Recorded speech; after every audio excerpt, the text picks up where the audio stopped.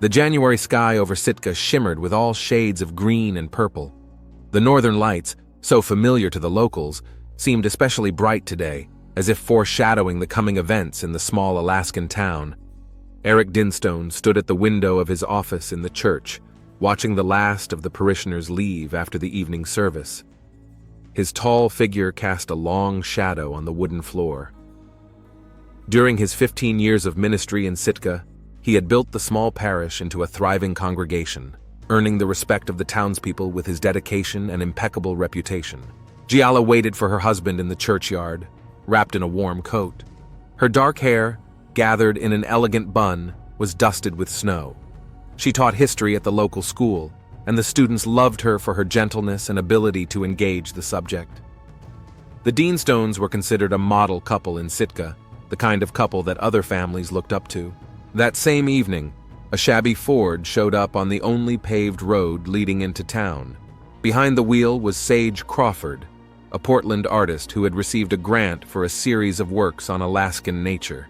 She stopped the car at a viewpoint, struck by the majesty of the snow-capped mountains and the mysterious glow of the sky.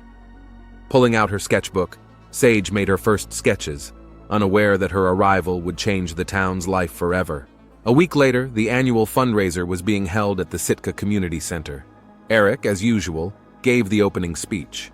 His deep voice sounded confident as he spoke of the importance of helping those in need and the unity of the community. Giala sat in the front row looking proudly at her husband. Sage had shown up for the evening at the invitation of the landlady of the guest house where she was staying. She stood out among the locals, wearing a simple black dress, disheveled red hair, and a bohemian scarf thrown carelessly around her shoulders. When the formal part was over, she walked over to the hors d'oeuvres table, where she bumped into Eric. "Beautiful speech," she said, extending her hand. "Sage Crawford. I'm here temporarily, working on a series of landscapes." Eric shook her hand, noting the unusual moonstone ring. "Eric Dinstone. Glad our town inspires artists." Their gazes met for a moment longer than propriety demanded. At that moment, Giala spotted them from across the hall. She smiled and headed toward her husband, unaware that this chance encounter would be the beginning of a chain of events that would lead to tragedy. The northern lights outside the windows of the community center grew brighter, painting the snow in ghostly colors. Sitka was preparing for the long polar night, keeping its secrets under the cover of darkness. February was particularly cold in Sitka. Eric spent more and more time in church, preparing for Sunday sermons. At least that's how he explained his frequent absences to Giale. In fact, he found himself increasingly in the company of Sage Crawford, who favored the churchyard for her sketches. "The light is terrific here," she explained, setting up her easel under an old fir tree. "And that bell tower, there's something Gothic about it." Eric watched her work, quick, confident movements as she applied the colors to the canvas. Her red hair was poking out from under her knit cap, her cheeks flushed from the frost. She was the complete opposite of his wife, impulsive, unpredictable, living in the moment. At home, Giala greeted him with dinner and stories of her school days. She was always the perfect wife, caring, understanding, predictable. Every evening they sat in the living room. She checked her notebooks. He prepared sermons. Their marriage was like a well-oiled machine in which every detail knew its place.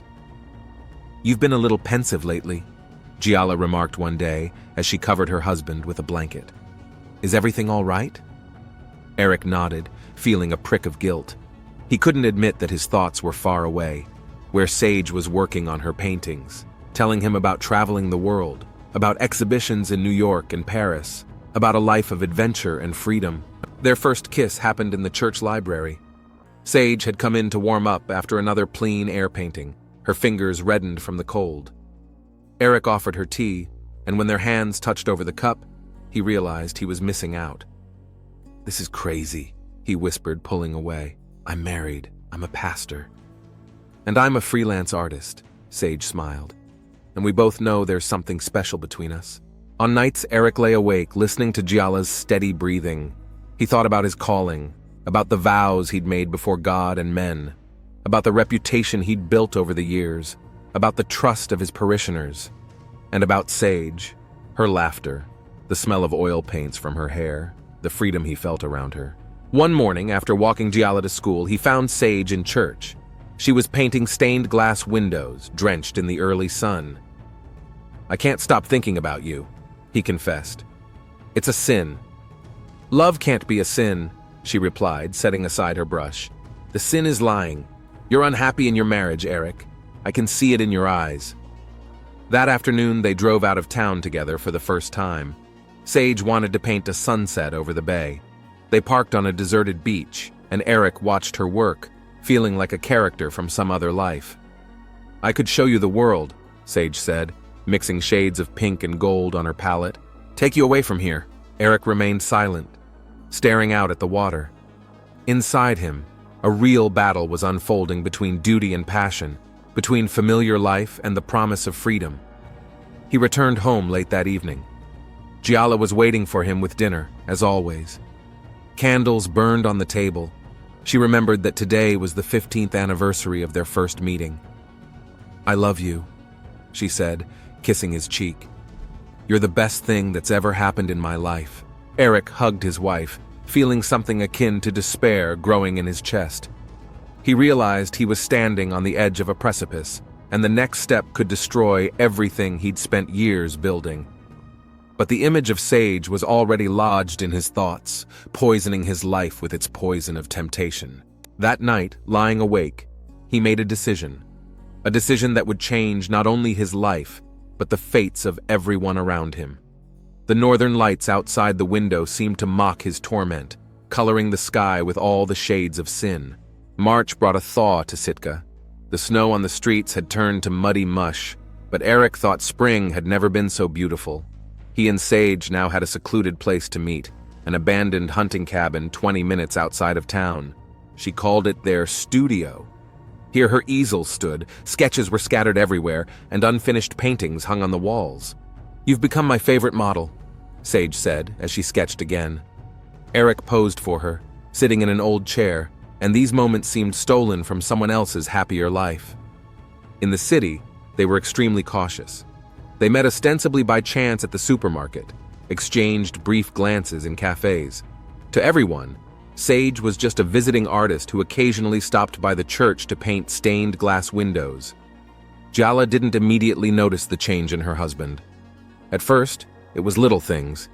He checked his phone more often. There was a new cologne she hadn't bought. Then came unexplained absences and strange phone calls during which he left the room. "You have a new parishioner? Someone who needs special support?" she asked one day at dinner, trying to keep her voice sounding casual. "Yes, there are some difficult cases," Eric lied, not lifting his eyes from his plate. Lying came more and more easily to him, and it scared him more than anything. In church, he now spoke often about atonement and the forgiveness of sins. His sermons became more emotional, as if every word about repentance was addressed to himself. The congregation blamed this on his deepening spiritual search, but Giala sensed something was wrong. Once, while going through the laundry basket, she found a long red hair on his shirt. Another time she noticed lipstick marks on his collar. They were subtle signs, but they added up to a picture she refused to accept. Sage, meanwhile, was working on a new series of paintings. The Temptation of the Saint was the name she gave to a series of paintings where the main motif was the northern lights over the church. Each painting featured a dark male figure, blurry, indistinct, but Eric recognized himself in these silhouettes. "You're making me reckless," he said, kissing her in the hunting lodge. "I'm willing to give up everything for you." "Take your time," she replied, pulling away. "We have time to prepare the ground. Everything has to look natural." Rumors began to circulate in town, at first barely noticeable.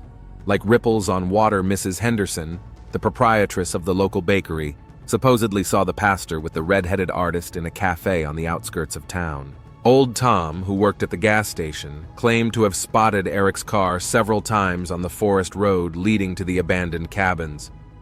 Giala tried not to listen to the gossip. She immersed herself in her work, taking extra hours at school. In the evenings, she prayed long prayers, asking God for strength and wisdom. But the worm of doubt was already eating away at her heart. One Saturday, she decided to surprise her husband and came to the church with a home-cooked lunch. Eric was not in the office. The young minister said the pastor had left an hour ago with that red-headed artist who paints stained glass windows.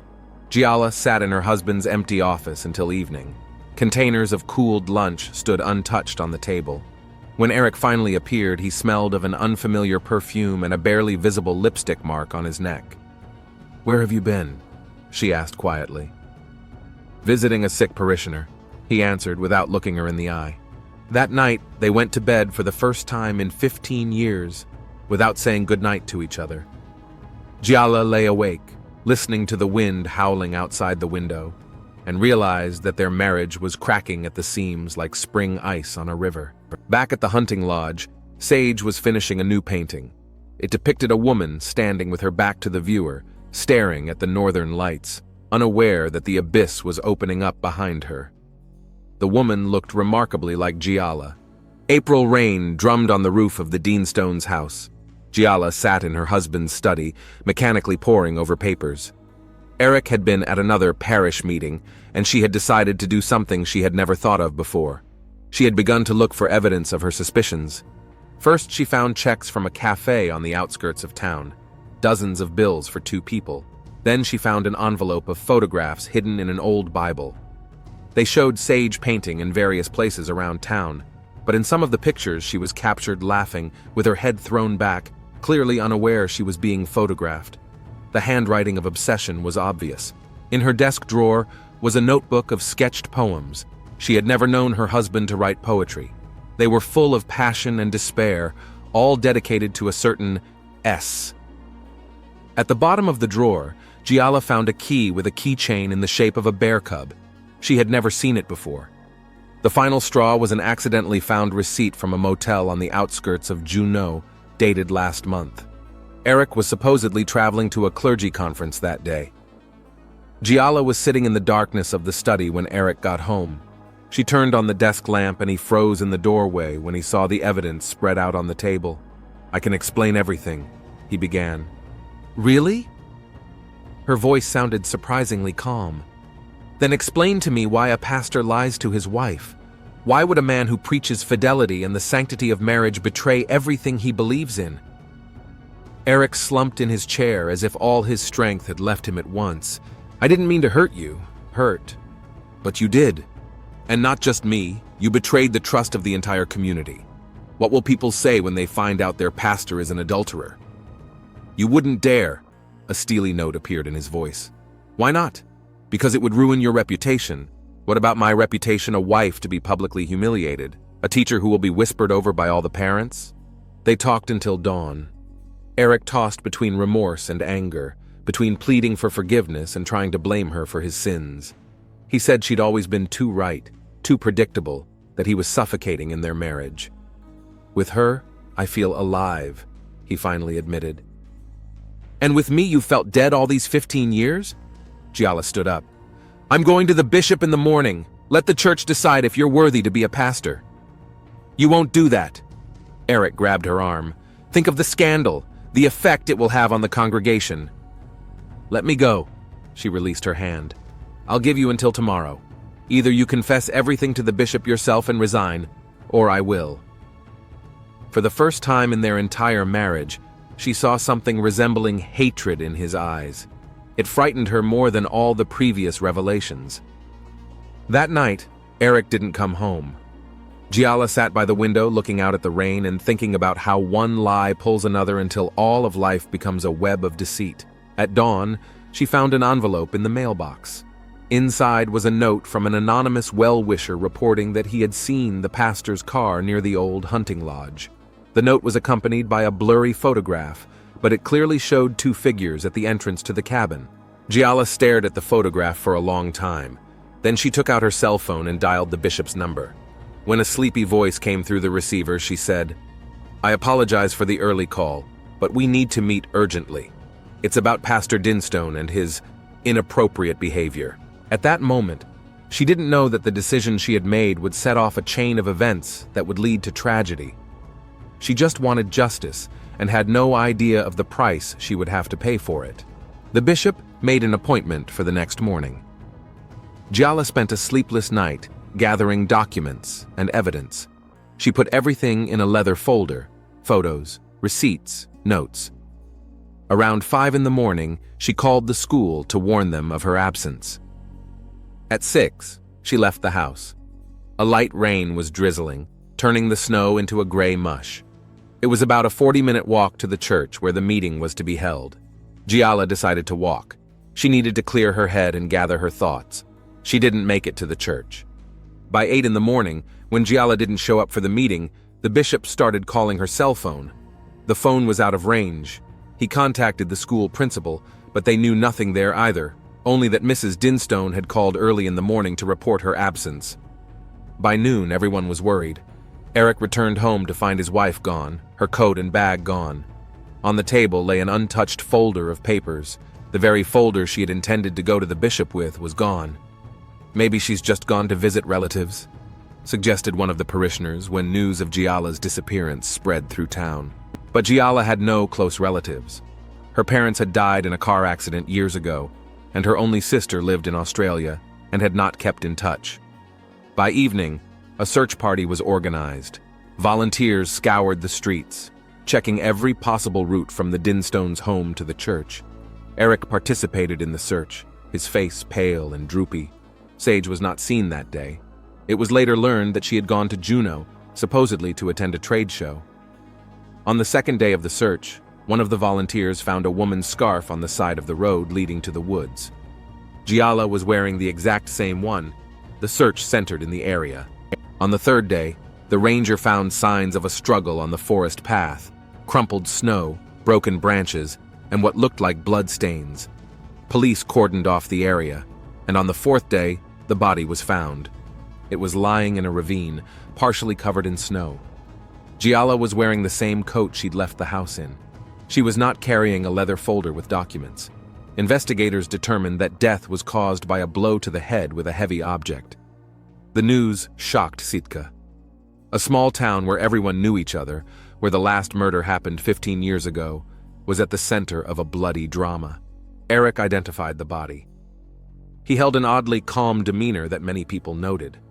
At the memorial service, he gave a heartfelt speech about how much Giala had loved her students, how faithfully she had served the community, how she had been a model wife. "Her killer will be found and punished," he said, looking into the eyes of the congregation. "Justice will be served." Sage returned to town a week after the funeral. She seemed shaken by the news and immediately went to the police to give a statement about her whereabouts on the day of the murder. "I was at a trade show in Juneau," she said.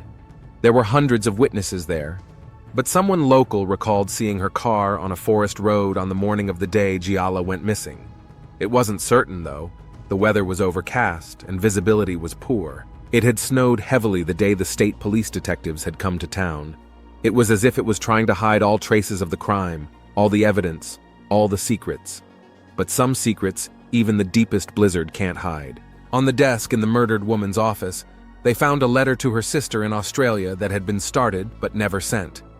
In it, Giala wrote, "I must tell the truth, no matter what it takes. If anything happens to me, know that all the proof is in that very folder." The folder was never found. Detectives Isaac Brighton and Octavia Pierce arrived in Sitka on a chilly April morning. Brighton, a large man with graying dark hair, had a reputation as one of the best investigators in Alaska. Pierce was his complete opposite: young, sharp-tongued, with a tenacious look in her brown eyes. "Small town, big mysteries," Octavia remarked as they drove from the airport. "Everybody knows each other. Everybody watches each other." The first thing the detectives did was go to the crime scene. The ravine where the body had been found was about a mile outside of town. The snow had almost melted, exposing last year's leaves and tangled tree roots. "The body was found here," Brighton pointed to the mussed grass. "The tracks suggest she was struck at the top and pushed down. The killer knew the area. It's not easy to find this ravine in the dark." "A local, then?" Pierce nodded, taking notes. "Or someone who studied the neighborhood well." They examined the path leading to the ravine. Despite the passage of time, signs of a struggle were still visible. A broken branch, a scrap of fabric from the victim's coat. "She fought back," Brighton noted, "and appeared to know her attacker. No sign of an attempt to escape." The next stop was the Deanstones' home. Eric met them in his office, dressed in a strict black suit. He kept a calm demeanor, answering questions clearly and in detail. "Where were you on the morning of your wife's disappearance?" "I slept in a motel outside of town. We needed time to think. We'd had a falling out." "About what?" Eric hesitated. "Giala accused me of infidelity. She was going to tell the bishop about it."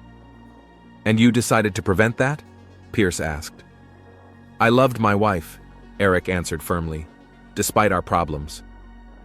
Sage Crawford was next. She hosted the detectives in her studio, a small apartment littered with canvases and paints. "Yes, we had a relationship with Eric," she admitted immediately. "But I was in Juneau the day of the murder. I can provide tickets and hotel receipts." "What about the witness who saw your car in the woods?" "That's impossible. My car was in the Juneau airport parking lot." Brighton and Pierce checked both men's alibis. Eric had indeed been seen at the motel. Sage had indeed checked into a Juneau hotel. But something was bugging Octavia. "Two perfect alibis," she told Brighton that evening, as if prepared in advance. They interviewed the staff at the school where Giala worked. Colleagues described her as a calm, poised person. In recent weeks, she had been kind of tense, the school secretary recalled, and often stayed up late, looking for something on the computer. A check of Giala's computer revealed that she was looking for information about divorce proceedings and cases of priests being removed from ministry. Her browser history was thoroughly cleaned out, but technicians were able to recover some of the data. She was preparing for war, Pierce concluded, and someone decided to strike first. The key piece of evidence remained the missing file folder. What was in it? Where was it now? And why had the killer taken it, but left all the rest of the victim's belongings behind? By the end of the week, the detectives had a preliminary picture of the crime. Giala was on her way to meet the bishop. Someone with knowledge of her intentions caught up with her on the way. A struggle ensues. A blow. A body thrown into a ravine. "A crime of passion," Brighton said, "but done with cold calculation. And with a good knowledge of the terrain," added Pierce. "The killer chose the perfect spot, deserted, inaccessible, with plenty of escape routes." That same evening, an anonymous caller reported an abandoned hunting cabin in the woods. Detectives decided to follow up on that lead in the morning. They didn't know that by then the cabin would already be engulfed in flames, destroying all possible evidence. The hunting cabin was burning when the detectives arrived on the scene. Firefighters were already finishing their work, but there was nothing to save. The wooden structure had burned to the ground. "Arson," the fire chief said confidently. "Gasoline was used. Judging from the temperature of the ashes, the fire took hold about 3 o'clock in the morning." Brighton surveyed the ashes while Pierce interviewed the fireman. Among the charred remains of furniture, he spotted a metal box. It was blackened by the fire, but still intact. "Looks like a safe for documents," he said, prodding the find with a feeler gauge. "The lock is melted, but the contents may be intact." At the lab, the box was opened. Inside revealed photos and letters burned around the edges. One of the pictures showed Sage sitting at an easel in this very cabin. Another showed Eric sleeping on an old couch. The letters turned out to be love correspondence. "So this was their hideaway," Pierce stretched out. "I wonder if Giala knew about this place." A check showed that the cabin had belonged to an old hunter who had died 2 years ago. There were no heirs, and the structure was listed as abandoned. Meanwhile, forensics finished analyzing the murder weapon. It turned out to be a church candlestick, heavy, bronze, with a characteristic pattern that left a trace on the skull of the victim. The candlestick was found in a lake not far from the crime scene. "Check for prints," Brighton ordered. "Already checked. It's clean. Killer wore gloves." The detectives went back to checking alibis. The motel where Eric had spent the night was 40 minutes out of town. The receptionist confirmed that the pastor checked in the evening and left around 9 in the morning. "But no one saw him between 5 and 7 in the morning," Pierce remarked. "Just enough time to go into town and come back." Sage's alibi was beginning to crack at the seams too. Tickets to Juneau had been purchased online, hotel check-in had been done, but no one could say with certainty that they'd seen the artist in town on the day of the murder. "What if she didn't fly to Juneau at all?" suggested Pierce. Bought the tickets as a diversion and stayed in Sitka herself? A new clue came from old Tom at the gas station. He remembered that on the morning of the murder, someone had filled a gas can with gasoline. "I thought it was weird. It's the off-season for snowmobiles," he said. I couldn't see his face. It was dark, and the hood of his jacket was deep.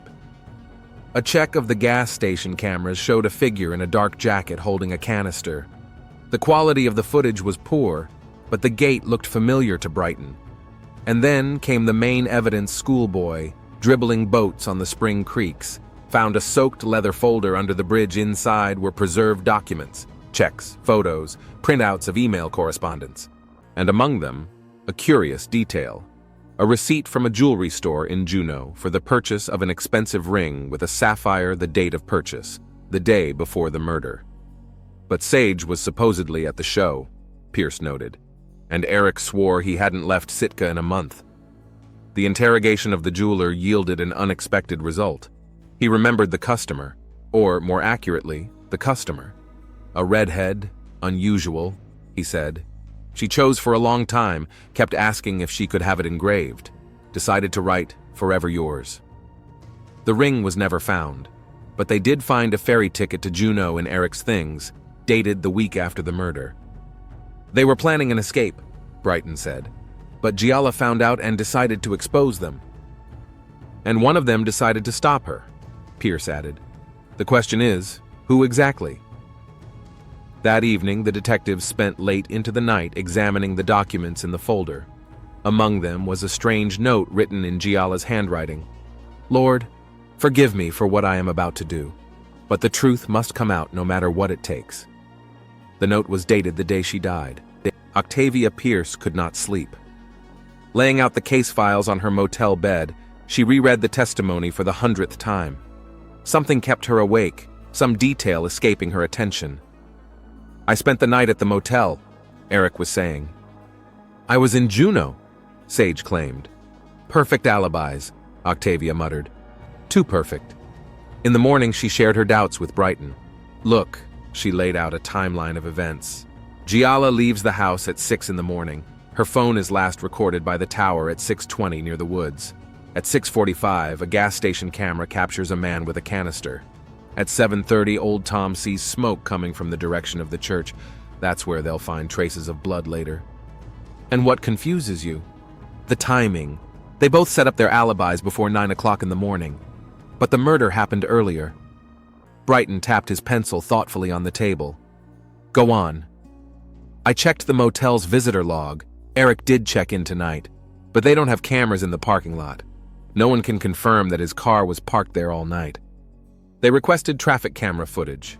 Most weren't working, a common occurrence in Alaska, but one, at the turnoff to the forest road, had captured a car that looked like the pastor's at 5:45 in the morning.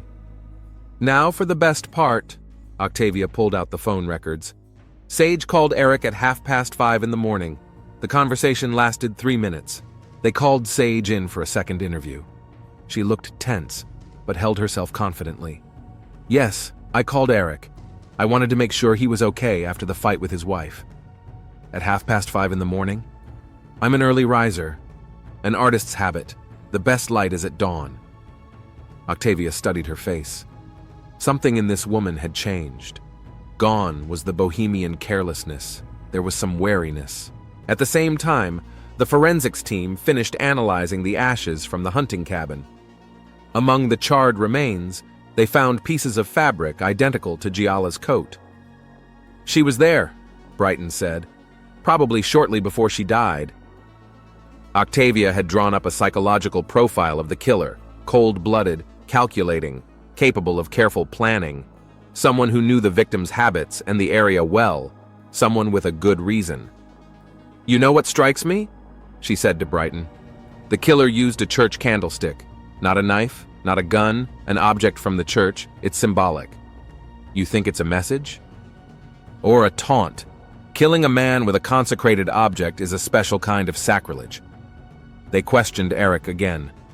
This time Octavia noticed how nervous he was when it came to the timing of the crime. "You say you slept in a motel, but the camera caught your car on the forest road. That's a mistake. There are a lot of similar cars out there. And the call from Sage at 5:30 in the morning? Eric went pale. I don't remember that call. In the evening, Octavia returned to the scene of the crime. The woods looked ominous in the dusk. She walked along the killer's suspected route, noting details. It was necessary to know every twist and turn of the path to choose that particular route. Local, she repeated. But who? And then it hit her. She pulled out her phone, checking her guess against the database. "Oh my God," she whispered. "How did we not notice before?" In the darkness of the woods, she finally saw the full picture of the crime, and it was far scarier than it had first appeared. In the morning, she placed a new folder of evidence on Brighton's desk. "I have a theory," she said, "and if I'm right, we're not just dealing with a murder. This was a carefully planned operation, and most importantly, I know who took that ring in Juneau." "I realized this when I checked the old motel registration records," Octavia explained to Brighton. "A month before the murder, Sage Crawford stayed there.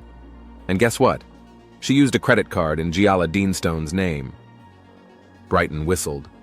"Identity theft?" "No, Giala gave her the card herself. They met in secret." The detectives pieced together the evidence. The story was far more complicated than it first seemed. Giala didn't find out about her husband's affair by accident. She had been following him for months, gathering evidence. But instead of creating a scandal, she decided to act differently. She contacted Sage. "That's why Sage bought the ring that very day," Octavia continued. "It was part of the plan. Giala wanted to catch them red-handed in front of the whole community." In the interrogation room, Sage finally broke down. "Yes, Giala came to me. She knew everything. But instead of threats, she offered a deal, said she'd help us destroy Eric's reputation if I agreed to publicly expose him." "And you agreed? What was I supposed to do?" "She had all the evidence.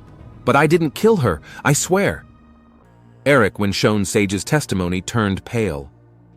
"Giala planned the whole thing," he admitted. "She wanted me to lose everything. The church, my reputation, the respect of the congregation. She was going to announce my treason right during Sunday service." "And that's why you killed her?" "No, I was at the motel. I have an alibi." But Octavia had already figured out that part of the puzzle. "Your alibi was part of the plan. You had a fight with Giala on purpose so you'd have a reason to leave home. But you came back early this morning." She laid new evidence on the table. Tire tracks that matched Eric's car, fabric particles from his jacket at the crime scene, and most importantly, camera footage from the gas station where the hooded man had bought gas. Forensics confirmed it was Eric. "You picked her up on the way to the church. She was expecting to see you at the motel, so she wasn't scared. You took the candlestick from the church beforehand. One punch and it was all over. And then you burned down the cabin," Brighton added. "Destroyed the evidence, but you forgot about the safe with the documents." Eric was silent for a long moment. Then he looked up. There was no more fear in his eyes, only a kind of grim determination. "You don't understand. She wasn't just going to destroy me. She was going to destroy the entire community. She had proof of more than just my treason. She had gathered dirt on half the church board, embezzlement, fraudulent donations. It would have been the end of everything we'd been building for years." "Is that why you decided to stop her?" "I wasn't protecting myself. I was protecting the church. Doesn't that justify—" "Murder?" Octavia interrupted him. "No, Pastor. Nothing justifies murder." "Where's the ring now?" Brighton asked. Eric grinned bitterly. "Same place as the folder with the original documents, at the bottom of the bay. I dumped them on the way to the motel." As he was being led away, Octavia noticed he was still wearing his wedding ring. A small detail that somehow made everything that had happened even scarier. Sage was arrested as an accessory. She knew about Eric's plans, but kept quiet. She later admitted that she guessed his intentions when he called her at 5:30 in the morning. He said, "It's going to be okay, just trust me." And I understood, but I couldn't. I didn't want to stop him. Octavia closed the case file. The story of a love triangle had turned into a story of betrayal, manipulation, and murder. And somewhere at the bottom of the bay lay a ring engraved "Forever Yours," the last piece of evidence in a case that had rocked a small Alaskan town. Eric Dinstone's trial began in September, as the first fall colors painted the forests around Sitka. The courtroom was packed. It seemed the whole town had come to watch the fall of the man they had trusted with their souls. The prosecutor presented irrefutable evidence. The chain of events was reconstructed minute by minute. Eric had left the motel at 6:30 in the morning, arriving in Sitka by roundabouts. At 6:15, he was already waiting for Giala on her usual route to the church. This was not a spontaneous murder, the prosecutor told the jury. Every step was planned. The candlestick was taken from the church in advance. The escape route was thought out. The alibi was prepared. Sage was testifying against her former lover. She looked older, gaunt, recounted how their affair had developed, how Giala had discovered their liaison, how he'd offered her a deal. "I thought it was a game." Her voice shook. "An elaborate manipulation. I didn't believe it could end like this." Detectives Brighton and Pierce presented the results of the investigation. Octavia particularly elaborated on the psychological profile of the killer. A man who can kill under the guise of faith is more dangerous than the average criminal. He sincerely believes in his right to judge in the name of God. On the last day of the trial, Eric was given the floor. He stood up, looked around the room, familiar faces, people before whom he had preached so many times about morality and virtue. "I do not ask for pardon," he began, "because I don't consider myself guilty before God. Giala was going to destroy more than just my life. She was going to destroy the community we'd been building for years. I made a choice between a lesser and greater evil." The jury deliberated briefly. The verdict was unanimous. Guilty. The judge sentenced Eric to life in prison without parole. Sage got 5 years for accessory after the fact. After the verdict was announced, she asked to meet with detectives. "I found this in the studio." She handed Octavia an envelope.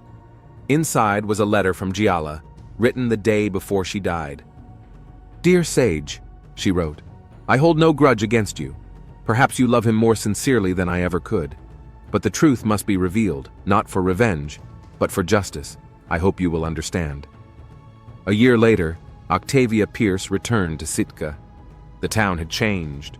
The church stood abandoned. After the scandal, many of the parishioners had left.